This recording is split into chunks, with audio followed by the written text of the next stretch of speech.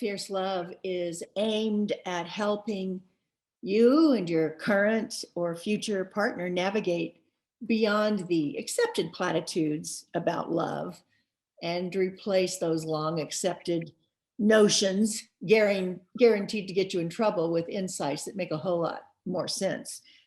But I want everybody to understand how important your conversations with your partner are, that each conversation can be a small diminishment, and you string them together over weeks and months and years, and it's as if we pulled off our own wings.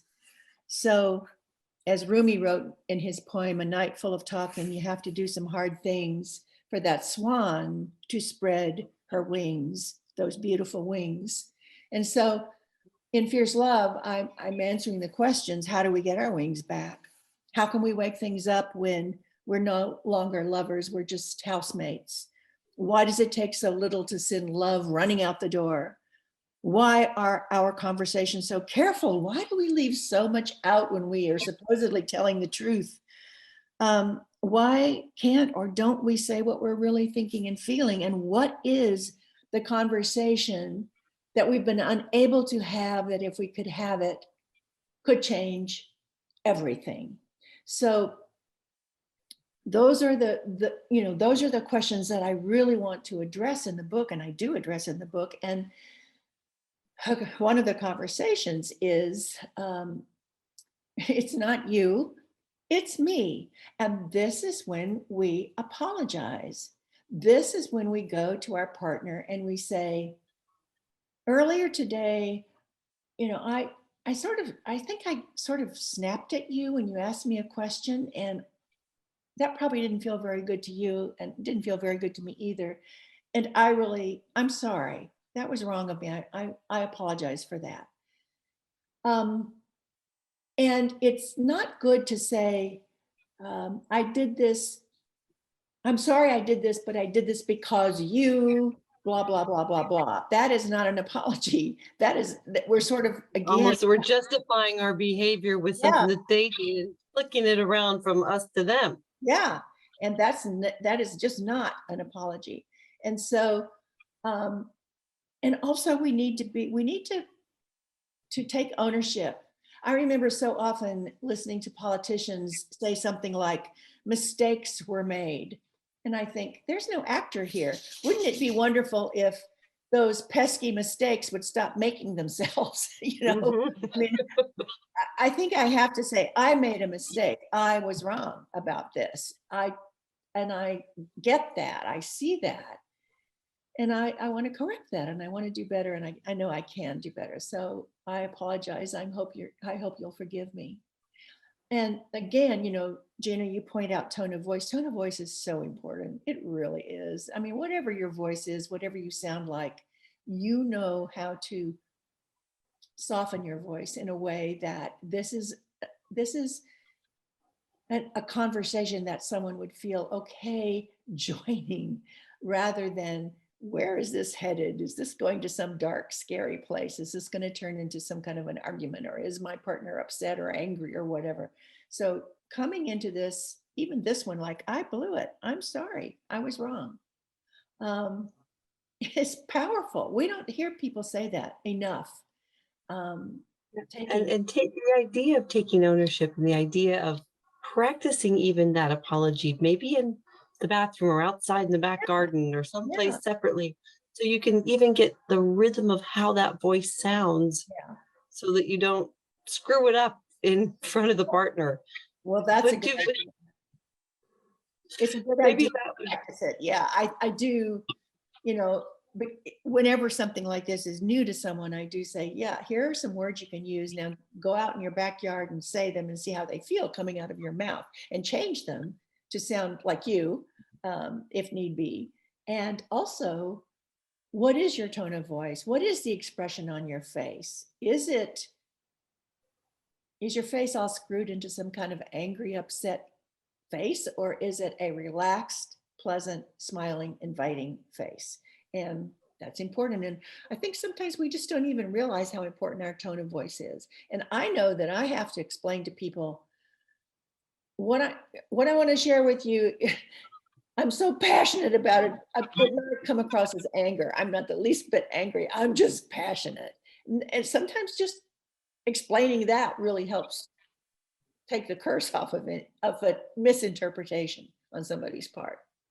And interestingly, while we're talking so much about the importance of conversations and tone of voice, so many people, especially younger people, do a lot of their conversations merely on text. Talk a little bit about the difference and how can you affect tone on text for one, but how important it is to have conversations, even in our busy lives when most of us are accustomed to doing texts. If you're making an apology, is a text apology a substitute? Well, I mean, that would be last resort, but first let me say I love text. I text all the time. And it's the only way I can reach my family members sometimes is by text. So I love text. However, when there is something really important to say, you do ideally want to hear the person's voice or see their face. And now with Zoom and and FaceTime and all the other WhatsApp and everything that we have, we can do that. And I think that's really important. And so I forgot where I was going with that. Let me stop for a minute. Where was I going? That's okay. The idea that when you're texting, if you're texting, we can do this as a pickup.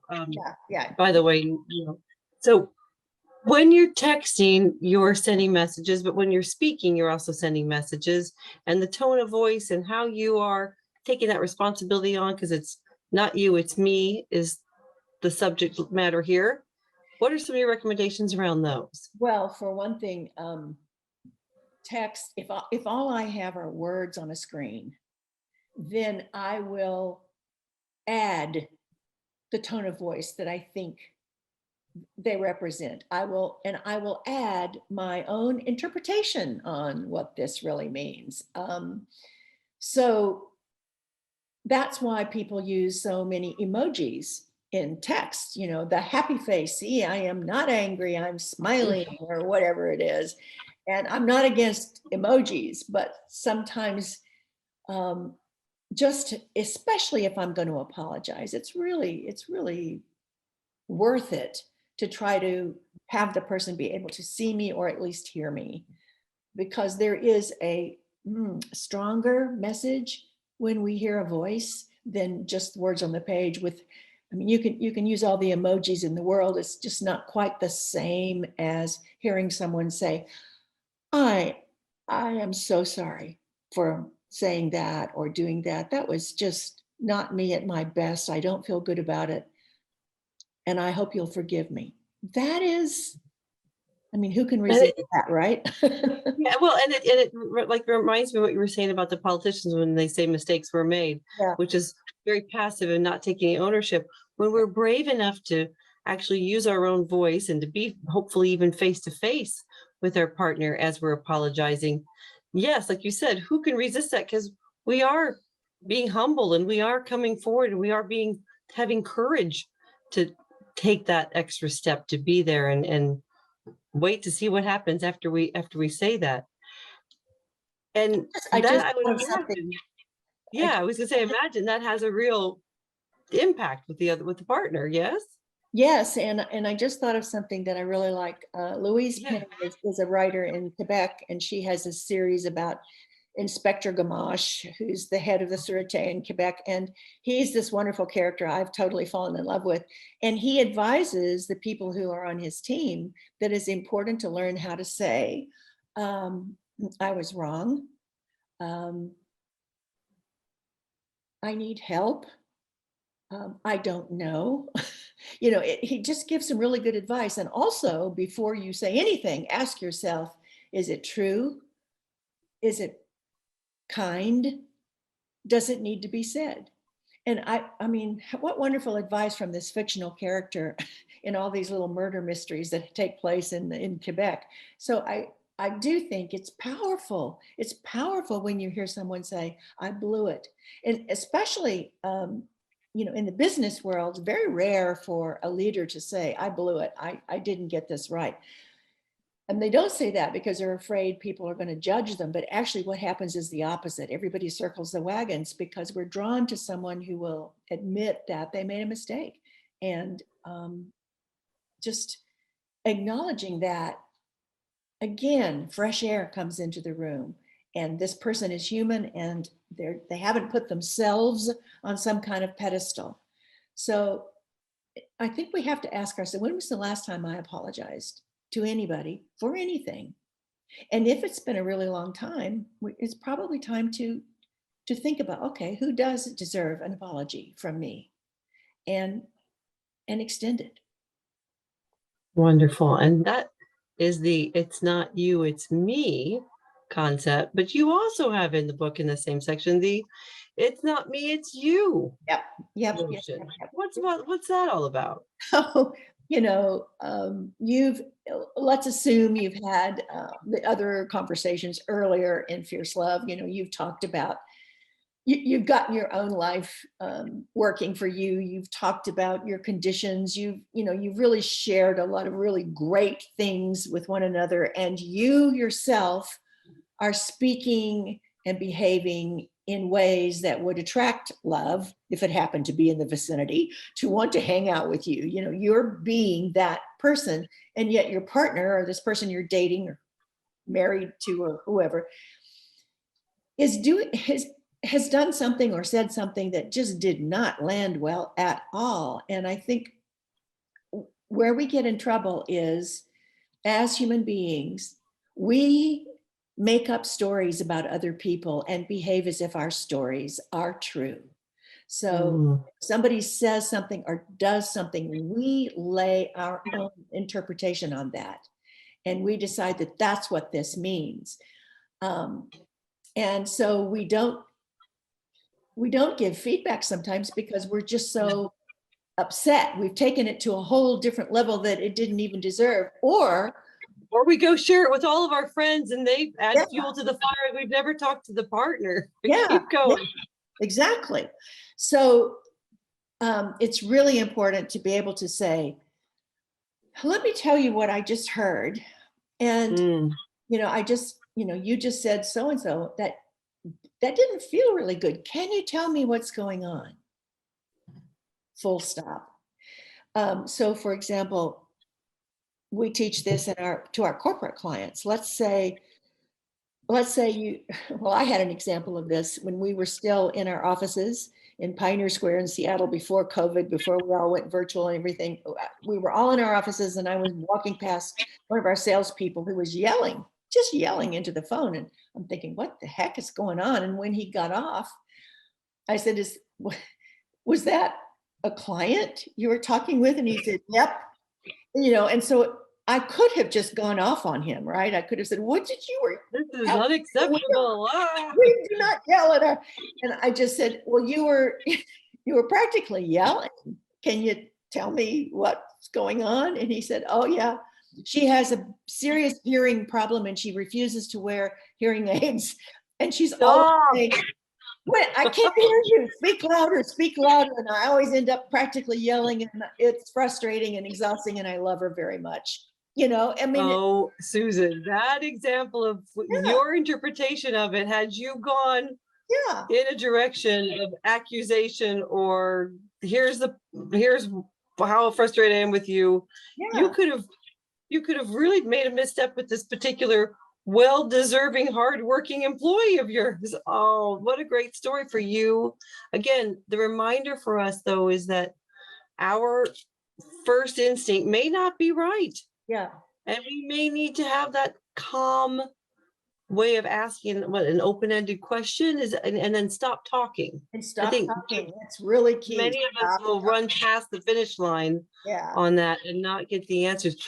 Give other examples, if you can, of when, you said really wonderfully, I felt this way, it didn't feel quite right. What was going on? Is it as simple as that line of what's going on? Can you tell me? Can you tell me what's going on? Those are these magic words, Gina, that take the curse off of everything, because we're not going in with an accusation or an attack. We're just saying, this is what saw you do, or this is what you said, or whatever. And I'm just wondering what's going on. That's all it is. And that gives them an opportunity to say, oh, okay, well, I was distracted, or I this, or I that. And it's almost always not nearly as bad, nefarious as we might have thought it was. If on the other hand, for example, that person that I asked, if he said, yes, I know, well, that client is a pain in the neck, and she just really, well, that would have been a different conversation as it went forward. But yes.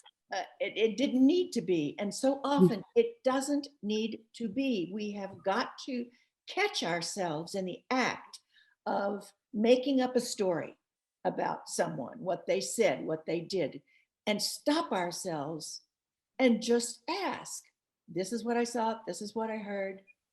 Can you tell me what's going on? And that should take you no more than about, I don't know, 15, 20 seconds. And now you've handed it over to the other person, and they can respond, and they don't feel attacked or judged or made wrong. They now have an opportunity to tell us what's going on.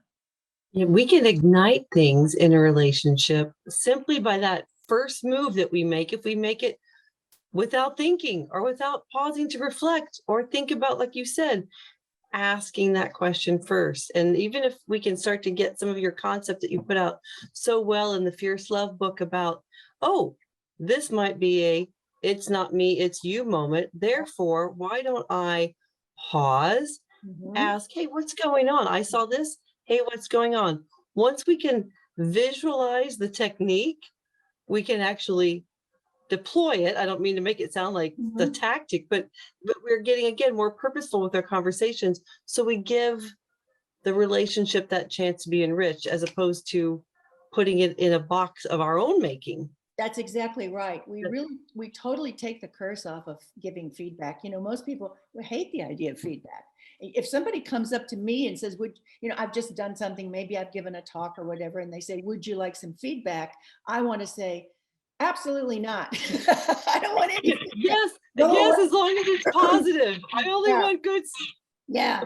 And I also hate it if they say, how do you think that went? Because my interpretation of that is, they don't think it went well, and they just want to see if I'm smart enough to notice it. I mean, there's just all these stories that we tell ourselves. So, in that chapter in Fierce Love, there's one example of a woman saying to her husband, we're not spending very much time together, and over the last few weekends, you've really been out. You've been out doing other things, been golfing with some of your friends, or you've been running errands, or you've been working late, or you've been doing this or that. And it's happened it's been happening a lot lately. And so can you tell me what's going on? That simple, that tone of voice. And then he says, you're right. And I know I had told you we were going to spend some time together this weekend. You know what I'm going to do? I'm going to cancel my golfing meeting with the boys. They'll be fine without me. And let's go do something. Let's do something together. Let's go have fun. I mean, that just changed everything. That he had an awareness that he didn't have before. And she got precious time with her husband that she had been craving, without being angry or deciding that he didn't love her, didn't value her, didn't want to spend time with her, because he did. And if she had convinced herself of that scenario and gone in with accusations, he could have, as a reaction, dug in, got defensive, decided to fill the rest of the month with golf dates just to show her that he was going to do whatever the heck he wanted. And they both would have lost, because that wasn't probably what either of them wanted. But those types of conversations, if they start off in an accusatory way, it sounds like so obvious when you point it out, Susan, but oh my gosh, think about the times that we probably are. I'm certain I've been guilty of that. And to stop and see it for the different way that we can approach it, to give that benefit of the doubt, to ask an open-ended question, would help us achieve that desired outcome that we really ultimately want. Why would I want to win the battle if I'm going to lose the war? Exactly. And you know what I used to do before any of these ideas or ways to have conversations, before any of this came into my life, came into my head, my heart, I would just stuff down because either my husband or I, one or both of us would get triggered, and just so I wouldn't even go there. I'd be upset about something, but I wouldn't say anything at all. And then later on, he'd say, "Is something wrong?" And what would I say? "No, nothing's wrong." And there was something wrong. And I mean, he knew something was wrong. I knew something was wrong, but I'm saying, "Nope, I'm fine." And yet, gradually, that suddenly I may be headed for a blow up. And my poor unsuspecting husband did not see it coming. He had asked me if something was wrong. I had said nothing was wrong, and all of a sudden, blah, I'm exploding all over him. So again, this is a part of staying awake during the gradually part of our lives, which is where we live most of it, and staying current and not letting stuff just pile up until somebody explodes. And if we have time to talk a little bit then about how we make those more meaningful apologies, how we ask not accusatory but open-ended questions to understand someone else's point of view in a situation where we might have been conceptualizing something incorrectly. And then, as you said, make those gradual conversations meaningful, not putting things off, not sweeping things under the carpet until there's, I don't know, a mountain with a carpet on top of it in our living room. That one of your chapters also was about how to get past just "honey, I'm home," how to have more meaningful conversations. Can we explore that a little bit? And we'll leave that as a teaser for next time as well. Of course we can. It's, we do have the routines of our lives that you have referred to, like we've got the dog, we've got our kids to take to school, we've got the groceries to pick up, we've got the errands to run, who's going to cook dinner, what do you want, blah, but we have all that stuff. That's just normal routine stuff. And what if there's an undercurrent of something happening that isn't so good, and nobody has brought it up? And I mean, can you imagine though, a relationship where all issues have been brought up, addressed, resolved? There's no hidden agenda. There's no withhold about, what we're thinking or feeling, and how clean and healthy that would be, and how strong that relationship would be. And it gets stronger and stronger and stronger if we do that, if we stay current. So these conversations in Fierce Love are not difficult. They're not complicated. They're just there to have, and you can have them in any order. You don't have to, start at the beginning and go all the way through. And you can always pick up the book when you've got one on your mind, and refresh yourself on, okay, what might be some ways to say this. But they really aren't. They don't go into the depths of psychology or anything like that. It's just, if you say this or if you ask this, do it with some skill, and do it with some words that will land well, and with a tone of voice, expression on your face that invites a conversation, versus this, I have put on my armor and am ready for a battle look. So we have to disarm ourselves so that our partner sees there's no reason for me to put on any armor. There is no fight here. There's no fight here. There's simply a conversation. And that's what I want for everybody. And why do you think, Susan, here's not a profound psychological question, but a question overarching nevertheless. Why do you suppose we can have 5G connectivity, we can have space exploration from private billionaire individuals, but yet this crux of how humans communicate to each other. You and I both work in the world of business communications, and now you've got this great fresh approach and look as to how to apply it in romantic relationships as well through fierce love. What is it about us that we perpetually seem to not get this part as technologically fine-tuned as some of the other achievements we've made as a human race? Well, nobody taught us how. Nobody said, here's how to handle a situation if your partner does something that is upsetting to you, or that worries you, or that you wonder about. Here's what you could say, or here's what you could. Nobody taught us this stuff. And because nobody taught us this stuff, then we've tried it on our own, and maybe it did not go well at all. And so we've said, I'm not going to go there again.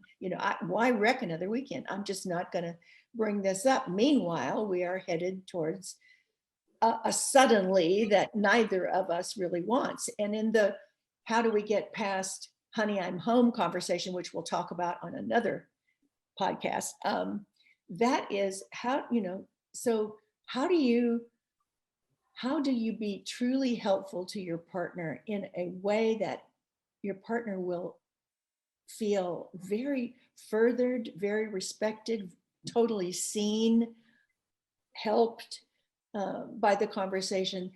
And the good news is you don't have to give any advice or anything. You just have a series of questions that you can ask that will help this conversation go deeper and deeper and deeper and deeper. I want people, I grew up in Chattanooga, Tennessee, and I used to go water skiing a lot. And water skiing is loads of fun. I mean, you can get a tan. It's just great fun. But if you put on a scuba tank and go beneath the surface of the water, there's a whole nother world there. It's gorgeous. It's stunning.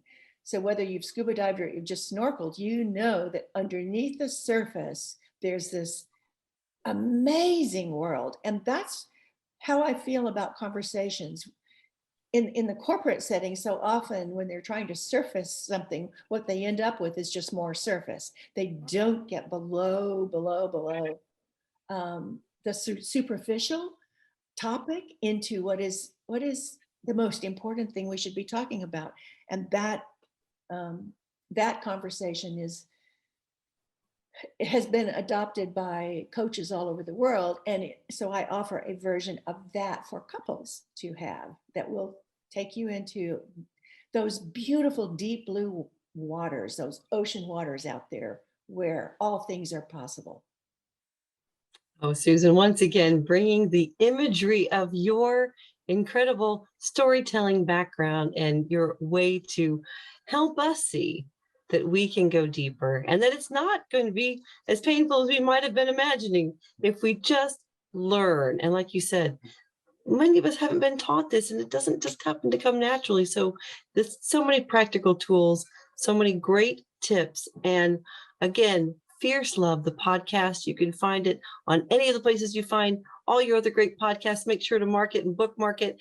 And if you have a conversation you'd like to be unpacked and find out how you can enrich and go deeper with your conversations and relationships, please post that, share that on our Facebook community at Susan Scott Fierce on Facebook, and we'll very likely profile it on an upcoming episode. And for our next episode of Fierce Love, we are going to learn how to get past simply having the honey, I'm home conversation. Again, I'm Gina London with Susan Scott, and you're listening to the Fierce Love Podcast.